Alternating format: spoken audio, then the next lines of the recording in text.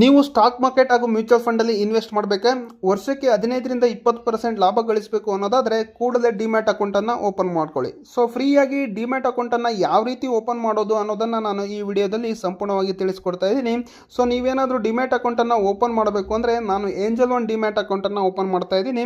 So ನೀವು angel one demat ಅಕೌಂಟನ್ನು open ಮಾಡಬೇಕು ಅಂದರೆ ಕೆಳಗಡೆ ಡಿಸ್ಕ್ರಿಪ್ಷನಲ್ಲಿ ಏಂಜಲ್ ಒನ್ ಡಿಮ್ಯಾಟ್ ಅಕೌಂಟನ್ನು ಲಿಂಕನ್ನು ಕೊಟ್ಟಿರ್ತೀನಿ.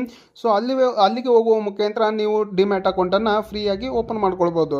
ಸೊ ಈ ವಿಡಿಯೋನ ಸ್ಕಿಪ್ ಮಾಡದೆ ಪೂರ್ತಿಯಾಗಿ ನೋಡಿದರೆ ನಿಮಗೆ ಯಾವ ರೀತಿ ಡಿಮ್ಯಾಟ್ ಅಕೌಂಟನ್ನು ಓಪನ್ ಮಾಡ್ಕೊಳ್ಬೇಕು ಅನ್ನೋದು ಸಂಪೂರ್ಣವಾಗಿ ತಿಳಿಯುತ್ತೆ. ನೀವೇನಾದರೂ ಸ್ಕಿಪ್ ಮಾಡಿದರೆ ನಿಮಗೆ ಸಮಸ್ಯೆ ಆಗುವ ಸಾಧ್ಯತೆ ಇರುತ್ತೆ. ಏನಾದರೂ ತಪ್ಪನ್ನು ಮಾಡಿದರೆ ನೀವು 10ರಿಂದ 15 ದಿನಗಳ ಕಾಲ ಮತ್ತೆ ವೆಯ್ಟ್ ಮಾಡಬೇಕಾಗುತ್ತೆ. ಮತ್ತು ನೀವು ಏನಾದರೂ ಅಕೌಂಟನ್ನು ಡಿಮ್ಯಾಟ್ ಅಕೌಂಟನ್ನು ಕ್ರಿಯೇಟ್ ಮಾಡಬೇಕು ಅಂತಂದರೆ. ಸೊ ಹಾಗಾಗಿ ಎಲ್ಲೂ ಕೂಡ ಈ ವಿಡಿಯೋನ ಸ್ಕಿಪ್ ಮಾಡದೆ ಪೂರ್ತಿಯಾಗಿ ನೋಡಿ. ಸೊ ಈ ವಿಡಿಯೋನ ಸ್ಟಾರ್ಟ್ ಮಾಡೋಣ ಬನ್ನಿ. ಅದಕ್ಕೂ ಮುಂಚೆ ನನ್ನೊಂದು ಸ್ಮಾಲ್ ರಿಕ್ವೆಸ್ಟ್, ನೀವಿನ್ನೂ ನಮ್ಮ ಚಾನಲ್ನ ಸಬ್ಸ್ಕ್ರೈಬ್ ಆಗಿಲ್ಲ ಅಂದರೆ ಈಗಲೇ ಸಬ್ಸ್ಕ್ರೈಬ್ ಆಗಿ ಹಾಗೆ ಪಕ್ಕದಲ್ಲಿ ಬರುವ ಬೆಲ್ ಐಕನ್ನ ಕ್ಲಿಕ್ ಮಾಡಿ ಫ್ರೆಂಡ್ಸ್. ಹಾಗೆ ಈ ವಿಡಿಯೋ ಇಷ್ಟ ಆದರೆ ಖಂಡಿತವಾಗಿ ಒಂದು ಲೈಕನ್ನು ಮಾಡೋದನ್ನು ಮರಿಬೇಡಿ. ಬನ್ನಿ ಫ್ರೆಂಡ್ಸ್, ಸ್ಟಾರ್ಟ್ ಮಾಡೋಣ ಯಾವ ರೀತಿ ನಿಮ್ಮ ಡಿಮ್ಯಾಟ್ ಅಕೌಂಟನ್ನು ಓಪನ್ ಮಾಡೋದು ಅಂತ. ಸೊ ಏಂಜಲ್ ಒನ್ ಆ್ಯಪನ್ನು ಓಪನ್ ಮಾಡಿದ ನಂತರ ನೋಡ್ಬೋದಾಗುತ್ತೆ. ಮೊದಲಿಗೆ ಈ ರೀತಿ ಬರುತ್ತೆ. ಇಲ್ಲಿ ನಿಮ್ಮ ಎಂಟರ್ ಯುವರ್ ಮೊಬೈಲ್ ನಂಬರ್ ಅಂತ ಇದೆಯಲ್ಲ, ಅಲ್ಲಿ ನಿಮ್ಮ ಮೊಬೈಲ್ ನಂಬರನ್ನು ಎಂಟರ್ ಮಾಡ್ಕೊಳ್ಬೇಕಾಗುತ್ತೆ. ಮೊಬೈಲ್ ನಂಬರನ್ನು ಎಂಟರ್ ಮಾಡಿದ ನಂತರ ನೋಡಬೇಕಾಗುತ್ತೆ ಕೆಳಗಡೆ ನೆಕ್ಸ್ಟ್ ಅನ್ನೋ ಒಂದು ಆಪ್ಷನ್ ಸಿಗುತ್ತೆ ನೋಡಿ. ಸೊ ನೆಕ್ಸ್ಟ್ ಅನ್ನೋದ್ರ ಮೇಲೆ ಕ್ಲಿಕ್ ಮಾಡ್ಕೊಳ್ಳಿ. ಸೊ ನೆಕ್ಸ್ಟ್ ಅಂತ ಕ್ಲಿಕ್ ಮಾಡಿದ ನಂತರ ನೋಡ್ಬೋದು ನಿಮಗೆ ಈ ರೀತಿಯಾಗಿ ಶೋ ಆಗುತ್ತೆ ಇಲ್ಲಿ.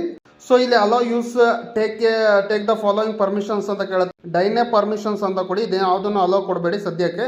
ನೆಕ್ಸ್ಟ್ ಹೋಗ್ತಾ ಅಲೋ ಕೊಡೋ ಅವಶ್ಯಕತೆ ಬರುತ್ತೆ, ಆಗ ಹೇಳ್ತೀನಿ. ನೆಕ್ಸ್ಟ್ ಈಗ ನಿಮಗೆ ಮೊಬೈಲ್ ನಂಬರ್ ಟೈಪ್ ಮಾಡಿದ್ರೆ ಆ ಮೊಬೈಲ್ ನಂಬರ್ಗೆ ಒಂದು OTP ಬರುತ್ತೆ. ಆ OTPಯನ್ನು ಎಂಟರ್ ಮಾಡ್ಕೊಳ್ಳಿ.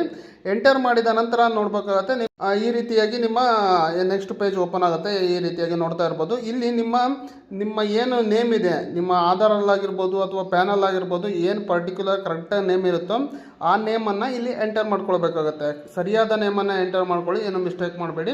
ಇದು ಒಂದು ಟೈಪ್ ಆಫ್ ಬ್ಯಾಂಕ್ ಅಕೌಂಟೇ ಇದ್ದಂಗೆ. ನೀವು ಬ್ಯಾಂಕ್ ಅಕೌಂಟಲ್ಲಿ ಯಾವ ರೀತಿ ಸಮ್ ವೇರಿಯೇಷನ್ಸ್ ಇದ್ದರೆ ಪ್ರಾಬ್ಲಮ್ ಆಗುತ್ತೋ ಅದೇ ರೀತಿ ಆಗುತ್ತೆ.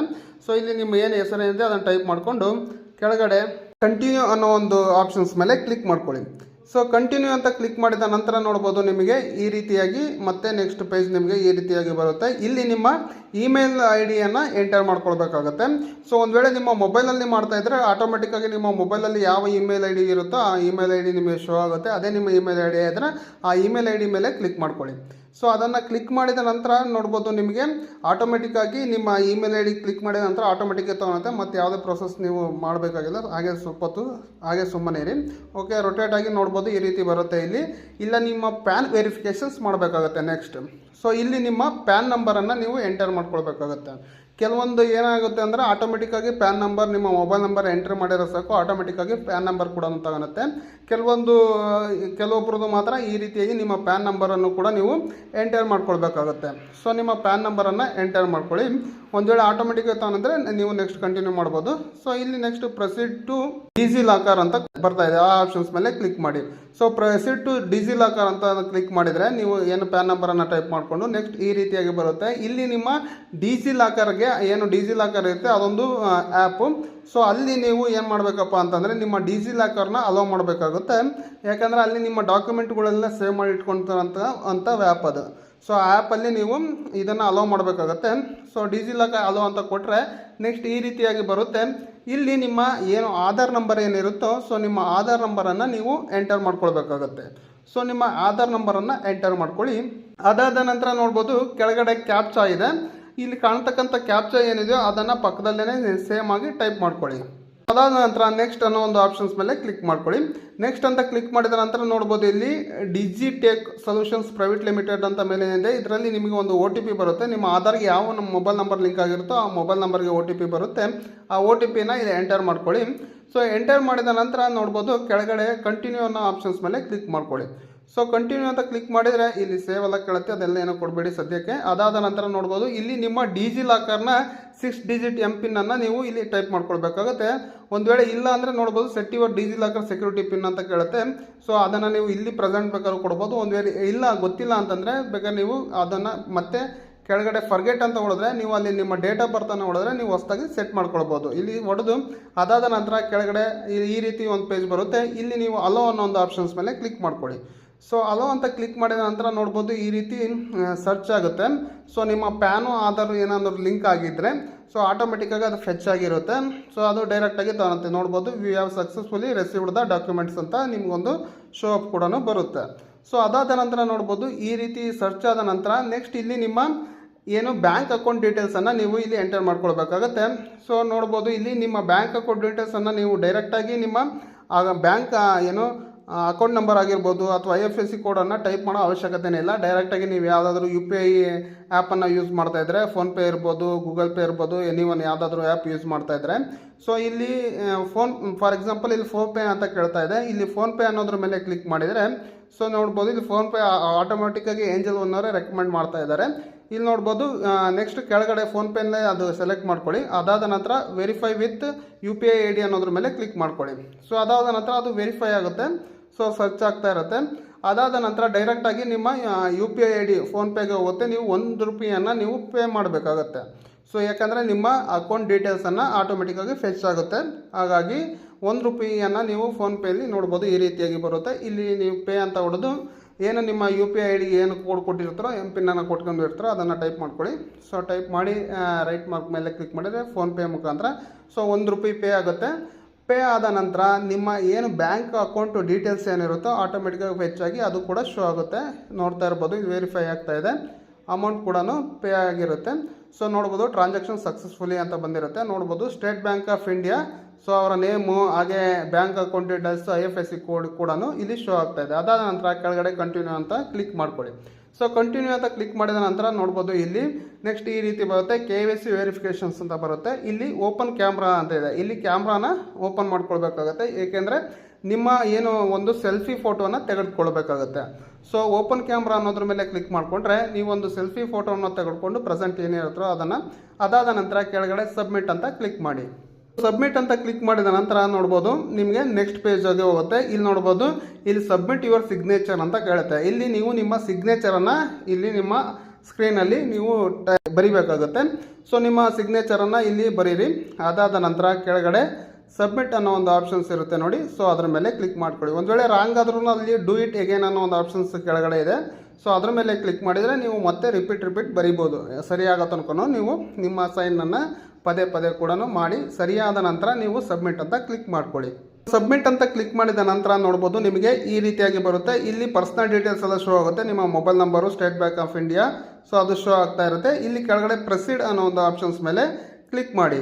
ಪ್ರೊಸೀಡ್ ಅಂತ ಕ್ಲಿಕ್ ಮಾಡಿದ ನಂತರ ನೋಡ್ಬೋದು ನಿಮಗೆ ಈ ರೀತಿಯಾಗಿ ನಿಮ್ಮ ಮೊಬೈಲ್ ನಂಬರಿಗೆ ಮತ್ತೊಂದು OTP ಬರುತ್ತೆ. ಸೊ ಆ OTPಯನ್ನು ನೀವು ಇಲ್ಲಿ ಎಂಟರ್ ಮಾಡ್ಕೊಳ್ಬೇಕಾಗುತ್ತೆ. ಸೊ OTPನ ಎಂಟರ್ ಮಾಡಿಕೊಂಡು ಅದಾದ ನಂತರ ಕನ್ಫರ್ಮ್ ಅನ್ನೋದ್ರ ಮೇಲೆ ಕ್ಲಿಕ್ ಮಾಡ್ಕೊಳ್ಳಿ. ಸೊ ಕನ್ಫರ್ಮ್ ಅಂತ ಕ್ಲಿಕ್ ಮಾಡಿದ ನಂತರ ನೋಡ್ಬೋದು ನಿಮಗೆ ಈ ರೀತಿಯಾಗಿ ಮತ್ತೆ ಒಂದು ಪೇಜ್ ಓಪನ್ ಆಗುತ್ತೆ. ನೋಡ್ಬೋದು ನಿಮ್ಮ ಏನು ನಿಮ್ಮ ಅಕೌಂಟ್ ಏನೇ ಯಾವುದಿದೆ ಅನ್ನೋ ಸ್ಟೇಟ್ ಬ್ಯಾಂಕ್ ಅಕೌಂಟ್ ಕೇಳುತ್ತೆ. ಈ ಲಿಂಕ್ ಅಂಡ್ ಪ್ರೊವೈಡ್ ಕನ್ಸೆಂಟ್ ಅನ್ನೋದ್ರ ಮೇಲೆ ಕ್ಲಿಕ್ ಮಾಡ್ಕೊಳ್ಳಿ ನೆಕ್ಸ್ಟ್ ಪೇಜಲ್ಲಿ. ಅದಾದ ನಂತರ ನೆಕ್ಸ್ಟ್ ನಿಮಗೆ ಇನ್ನೊಂದು OTP ಬರುತ್ತೆ. ಸೊ ಇನ್ನೊಂದು OTPನ ನೀವೇನು ಮೊಬೈಲ್ ನಂಬರ್ ಕೊಟ್ಟಿರ್ತಾರೋ ಅದೇ ನಂಬರ್ಗೆ ಬರುತ್ತೆ. ಸೊ ಆ OTPಯನ್ನು ಎಂಟರ್ ಮಾಡ್ಕೊಳ್ಳಿ. ಮತ್ತೊಂದು OTPಯನ್ನು ಅದಾದ ನಂತರ ನೀವು OTPಯನ್ನು ಟೈಪ್ ಮಾಡಿದ ನಂತರ ಆಟೋಮೆಟಿಕ್ಕಾಗಿ ಅದೇ ತಾನುತ್ತೆ ಥ್ಯಾಂಕ್ ಯು ಫಾರ್ ಕನ್ಸೆಂಟ್ ಅಂತ ಕೇಳುತ್ತೆ. ಇಲ್ಲಿ ನೋಡ್ಬೋದು ಆ್ಯಕ್ಟಿವ್ ಡೆರಿವೇಟಿವ್ ಸೆಗ್ಮೆಂಟ್ ಅಂತ ಕೇಳುತ್ತೆ. ಸೊ ಇದು ಏನು ನಿಮ್ಮ ಸ್ಟಾಕ್ ಮಾರ್ಕೆಟಲ್ಲಿ ಬರ್ತಕ್ಕಂಥ ಡೆರಿವೇಟಿವ್ ಸೆಗ್ಮೆಂಟ್ ಕೂಡ ಒಂದು ಆಪ್ಷನ್ಸ್. ಸೊ ಅದನ್ನು ಕೂಡ ಇಲ್ಲಿ ಆಕ್ಟಿವೇಟ್ ಆಗ್ತಾ ಇರುತ್ತೆ. ಅದಾದ ನಂತರ ನಿಮ್ಮ ಪರ್ಸನಲ್ ಡೀಟೇಲ್ಸ್ ಅನ್ನೋ ಒಂದು ಪೇಜ್ ಓಪನ್ ಆಗುತ್ತೆ. ಇಲ್ಲಿ ನೋಡ್ಬೋದು ನಿಮ್ಮ ಟೋಟಲ್ ಓವರಾಲ್ ವರ್ಷದ ಇನ್ಕಮ್ ಎಷ್ಟಿದೆ ಅನ್ನೋದು ತೋರಿಸುತ್ತೆ. ನಿಮ್ದು ಎಷ್ಟಿದೆ ಅದನ್ನು ಸೆಲೆಕ್ಟ್ ಮಾಡ್ಕೊಳ್ಳಿ. ನಮ್ದು ಇಲ್ಲಿ 1 ರಿಂದ 5 ಲಕ್ಷ ಅಂತ ಸೆಲೆಕ್ಟ್ ಮಾಡ್ತಾ ಇದ್ವಿ. ಅದಾದ ನಂತರ ಇನ್ಕಮನ್ನು ಸೆಲೆಕ್ಟ್ ಮಾಡಿದ ನಂತರ ನೆಕ್ಸ್ಟ್ ಅನ್ನೋ ಒಂದು ಆಪ್ಷನ್ಸ್ ಮೇಲೆ ಕ್ಲಿಕ್ ಮಾಡ್ಕೊಳ್ಳಿ. ಅದಾದ ನಂತರ ನೀವು ಯಾವ ಪ್ರೈವೇಟ್ ಸೆಕ್ಟರಲ್ಲಿ ಕೆಲಸ ಮಾಡ್ತಾ ಇದ್ದೀರಾ ಅಥವಾ ಗೌರ್ಮೆಂಟ್ ಸೆಕ್ಟರ್ ಅನ್ನೋದನ್ನು ಕೇಳುತ್ತೆ. ನೀವು ಸೆಲೆಕ್ಟ್ ದ ಎಂಪ್ಲಾಯ್ಮೆಂಟ್ ಟೈಪ್ ಅಂತ. ಸೊ ಅಲ್ಲಿ ನೀವು ಯಾವ್ದು ಅನ್ನೋದನ್ನು ಸೆಲೆಕ್ಟ್ ಮಾಡಿಕೊಂಡು ಇಲ್ಲಿ ಕೆಳಗಡೆ ಕಾಣ್ತಕ್ಕಂಥ 2 ಚಿಕ್ಕ ಬಾಕ್ಸ್ ಮೇಲೆ ಕ್ಲಿಕ್ ಮಾಡಿಕೊಂಡು ಕಂಟಿನ್ಯೂ ಅನ್ನೋದ್ರ ಮೇಲೆ ಕ್ಲಿಕ್ ಮಾಡಿ. ಅದಾದ ನಂತರ ನಿಮ್ಮ ಏನು ಜೆಂಡರ್ ಕೇಳುತ್ತೆ. ನೀವು ಮೇಲಾ ಫಿಮೇಲ್ ಅನ್ನೋದನ್ನು ಸೆಲೆಕ್ಟ್ ಮಾಡ್ಕೊಳ್ಳಿ. ಅದಾದ ನಂತರ ನೀವು ಮೆರಿಟಲ್ ಸ್ಟೇಟಸ್ ಕೇಳುತ್ತೆ. ಮ್ಯಾರಿಡ್ ಅನ್ಮ್ಯಾರಿಡ್ ಅನ್ನೋದನ್ನು ಸೆಲೆಕ್ಟ್ ಮಾಡ್ಕೊಳ್ಳಿ. ಅದಾದ ನಂತರ ನಿಮ್ಮ ಫಾದರ್ ನೇಮ್ ತೋರಿಸುತ್ತೆ. ಅದು ಸರಿ ಇದೆ ಅಂತ ಒಂದ್ಸತಿ ಕನ್ಫರ್ಮ್ ಮಾಡಿಕೊಂಡು ಕಂಟಿನ್ಯೂ ಅನ್ನೋದ್ರ ಮೇಲೆ ಕ್ಲಿಕ್ ಮಾಡ್ಕೊಳ್ಳಿ. ಅದಾದ ನಂತರ ನೋಡ್ಬೋದು ಇಲ್ಲಿ ಆ್ಯಡ್ ಯುವರ್ ನಾಮಿನಿ ಡೀಟೇಲ್ಸ್ ಅಂತ ಕೇಳುತ್ತೆ.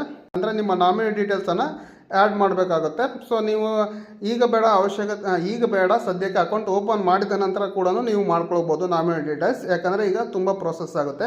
ಹಾಗಾಗಿ ಈಗ ಸದ್ಯಕ್ಕೆ ಡೂ ಇಟ್ ಲೇಟರ್ ಅಂತ ಕೊಟ್ಟು ಅದಾದ ನಂತರ ನೀವು ನೆಕ್ಸ್ಟ್ ಮುಂದುವರಿಬೋದು. ನಿಮಗೆ ಏನಾದರೂ ಅಕೌಂಟ್ ಓಪನ್ ಮಾಡಿದ ನಂತರ ನಿಮಗೆ ಒಂದು ಏನು ಡಿಮ್ಯಾಟ್ ಅಕೌಂಟ್ ನಂಬರ್ ಬಂದ ನಂತರ ನೀವು ಬೇಕಾದ್ರೆ ನಾಮಿನಿ ಡೀಟೇಲ್ಸನ್ನು ಅಪ್ಡೇಟ್ ಮಾಡ್ಬೋದು. ಬೇಕಾದ್ರೆ ಅದನ್ನು ಮಾಡಿಕೊಡಿ, ಅದನ್ನು ವಿಡಿಯೋ ಮಾಡಿ ಅಂದರೆ ನೆಕ್ಸ್ಟ್ ವಿಡಿಯೋದಲ್ಲಿ ನಾನು ನಾಮಿನಿ ಡೀಟೇಲ್ಸನ್ನು ಯಾವ ರೀತಿ ಆ್ಯಡ್ ಮಾಡೋದು ಅಂತ ತಿಳಿಸ್ಕೊಡ್ತೇನೆ. ಅದಾದ ನಂತರ ನೋಡ್ಬೋದು ನೆಕ್ಸ್ಟ್ ಡೂ ಇಟ್ ಲೇಟರ್ ಅಂತ ಕ್ಲಿಕ್ ಮಾಡಿ. ನೋಡ್ಬೋದು ಇಲ್ಲಿ ನೆಕ್ಸ್ಟ್ ಅಕೌಂಟ್ ಓಪನಿಂಗ್ ಫಾರ್ಮ್ ಕೂಡ ಏನು ಪ್ರಿವ್ಯೂ ಕೂಡ ಬರುತ್ತೆ. ಅಂದರೆ ಇದುವರೆಗೂ ನೀವು ಏನೆಲ್ಲ ಟೈಪ್ ಮಾಡಿದ್ದೀರಾ, ಸೊ ಏನೆಲ್ಲ ಎಂಟರ್ ಮಾಡಿದ್ದೀರಾ ಅನ್ನೋದು ಫಾರ್ಮ್ ಫುಲ್ಲು ಕೂಡ ನಿಮಗೆ ಇಲ್ಲಿ ಶೋ ಆಗುತ್ತೆ. ಸೊ ಅದನ್ನು ನೀವು ಒಂದ್ಸತಿ ಕ್ರಾಸ್ ವೆರಿಫಿಕೇಷನ್ಸ್ ಮಾಡಿಕೊಂಡು ಪ್ರೊಸೀಡ್ ಟು ಇ ಸೈನ್ ಅನ್ನೋ ಒಂದು ಆಪ್ಷನ್ಸ್ ಮೇಲೆ ಕ್ಲಿಕ್ ಮಾಡಿಕೊಡಿ. So proceed to e sign ಅಂತ ಕ್ಲಿಕ್ ಮಾಡಿದ ನಂತರ ನೋಡ್ಬೋದು ನಿಮಗೆ ಈ ರೀತಿಯಾಗಿ ಒಂದು ಈ ಮುದ್ರಾ ಅವ್ರ ಕಡೆಯಿಂದ ಒಂದು ಏನು ಇ ಸೈನನ್ನು ಮಾಡಬೇಕಾಗತ್ತೆ. ಅಲ್ಲಿ ನೋಡ್ಬೋದು ಇಲ್ಲಿ ನೋಡ್ಬೋದು ನಿಮ್ಮ ಒಂದು ಏನು ಆಧಾರ್ ನಂಬರ್ ಇರುತ್ತೆ, ಆ ಆಧಾರ್ ನಂಬರನ್ನು ಎಂಟರ್ ಮಾಡ್ಕೊಳ್ಬೇಕಾಗತ್ತೆ. ಸೊ ಆಧಾರ್ ನಂಬರನ್ನು ಎಂಟರ್ ಮಾಡಿಕೊಂಡು ಕೆಳಗಡೆ ಸೆಂಡ್ ಒ ಟಿ ಪಿ ಅನ್ನೋ ಒಂದು ಆಪ್ಷನ್ಸನ್ನು ಓಪನ್ ಆಗುತ್ತೆ. ಸೊ ಅದ್ರ ಮೇಲೆ ಕ್ಲಿಕ್ ಮಾಡ್ಕೊಳ್ಳಿ. So send O T P ಅಂತ ಕ್ಲಿಕ್ ಮಾಡಿದ ನಂತರ ನೋಡ್ಬೋದು ನಿಮಗೆ ಏನು ನಿಮ್ಮ ಆಧಾರ್ಗೆ ಲಿಂಕ್ ಆಗಿರುವ ಮೊಬೈಲ್ ನಂಬರ್ಗೆ ಒಂದು ಒ ಟಿ ಪಿ ಬರುತ್ತೆ. ಸೊ ಆ ಒ ಟಿ ಪಿಯನ್ನು ಇಲ್ಲಿ ಎಂಟರ್ ಮಾಡ್ಕೊಳ್ಳಿ ನೋಡ್ಬೋದು. ಸೊ ಎಂಟರ್ ಮಾಡಿದ ನಂತರ ನೋಡ್ಬೋದು ಕೆಳಗಡೆ ವೆರಿಫೈ ಒ ಟಿ ಪಿ ಅಂತ ಬರುತ್ತೆ. ವೆರಿಫೈ ಒ ಟಿ ಪಿ ಮೇಲೆ ಕ್ಲಿಕ್ ಮಾಡ್ಕೊಳ್ಳಿ.